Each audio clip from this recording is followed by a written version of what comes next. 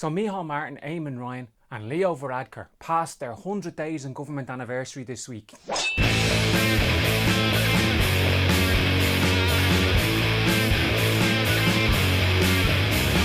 Micheál Martin got to be the first rotating Taoiseach.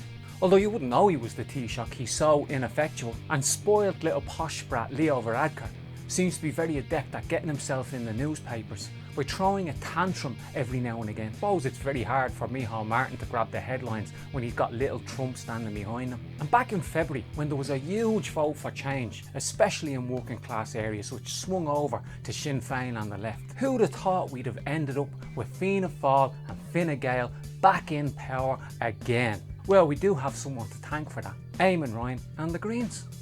Fianna Fáil and Fine Gael wouldn't have been able to do it without Green support. They're going to save the environment by lining up with the people who represent Shell and the big corporations. But then the Greens have never been about challenging inequality, poverty or the issues that concern working class people. They're a bunch of middle class snobs who moralise at working class people because we can't afford organic mushrooms, or they give out about the fact that we shop in pennies. Sure, didn't Eamon Ryan suggest putting a tax on fast fashion, meaning the cheap clothes that working class people are forced to buy because we can't afford anything else? When Fianna Fáil, Fine Gael and the Greens got together, the media made a big fuss about the programme for government. Oh sure, it's a progressive document. You could even call it a left-wing document.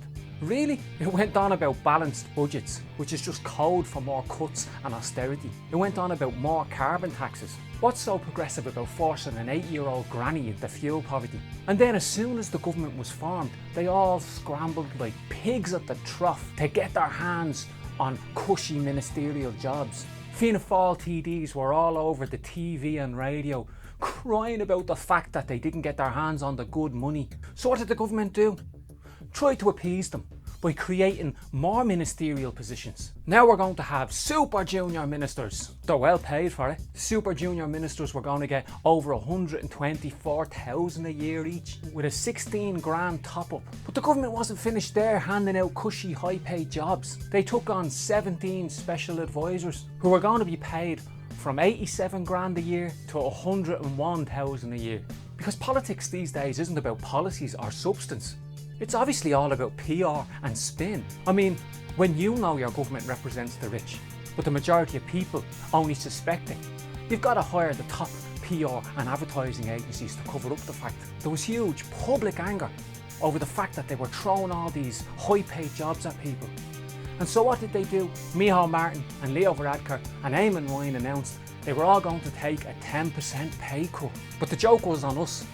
After the 10% pay cut, because of pay rises that had happened since the last government, they came out with more money than the last government. Only these clowns could give themselves a pay rise over the course of a year and then market it as a pay cut. At the start of the COVID-19 crisis, it was all, oh, we're all in it together, support the frontline workers. And after a few months of supports for working class people, the establishment starts saying, oh, the pandemic unemployment payment is unsustainable. Never mind the fact that we put 64 billion in the banks and then paid off all manner of bondholders for almost a decade.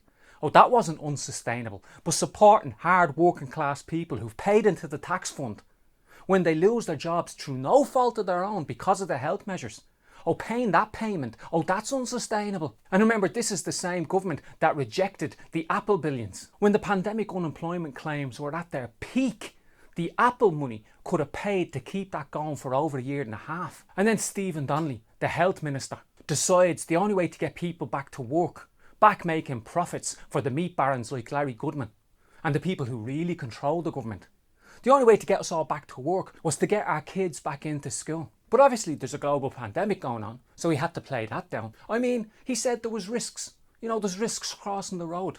There's risks playing on a trampoline. And then the message from government shifted to being all about individual responsibility. They adopted the Tory line, which was get the economy back open, get the workers back to work even if they all get sick, get our kids back into school. But let's make it all about individual responsibility. Oh yeah, that's a great idea. That way we can blame the workers if they get sick and the government gets off scot-free. But what do they do? Individual responsibility. What about the 82 Golden Circle members who went to the Golfgate dinner? They didn't take much individual responsibility. Banking lobbyists, politicians, Supreme Court judges, all whining and dining, laughing their heads off that the rules don't apply to them but only apply to us.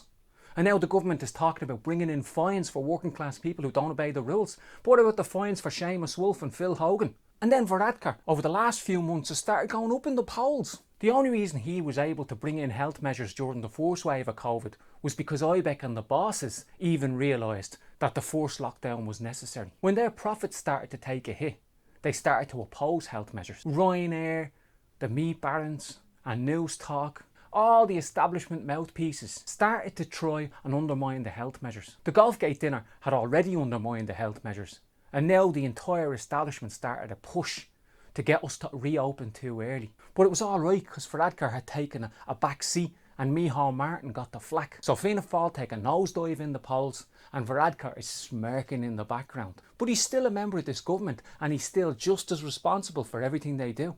And then what does the government do? People are short on money, people are losing their jobs, people are falling into poverty and they're in threat of getting evicted. And the government removes the evictions ban and slashes the pandemic payment. Two moves designed to create more homelessness in the middle of a global pandemic. And the Greens said they'd go in there to win progressive measures. I mean, when they were in government in 2009, Eamon Ryan slashed the Dublin bus fleet. And now we hear that bus airing buses across the country, some of the main routes are going to go. So what they do is they get a public service, they cut its funding, they run it into the ground, they say, oh no, look, it's not viable. And then they sell it off to someone like Dennis O'Brien or Larry Goodman or some other billionaire or a vulture fund. And the Greens are all about public transport. Use public transport, get on a bike, don't use your car. And then they go and slash public transport. But the recession that's coming because of COVID-19 is going to increase class polarisation and inequality in this country. And we're going to see increased political polarisation. The right-wing vote is coalescing around Fine Gael. The working class areas have moved over to Sinn Féin and the left. Now I'd like to see a Sinn Féin government, but the overtures they were making to Fianna Fáil before the election worry me that they might not overthrow the establishment but join it. And the only way to make sure that doesn't happen is to get people power back on the streets. As soon as this pandemic is out of the way, we need a working class rebellion. Because if the last 100 days of this government are anything like the next 100 days, working class people are going to be made to suffer.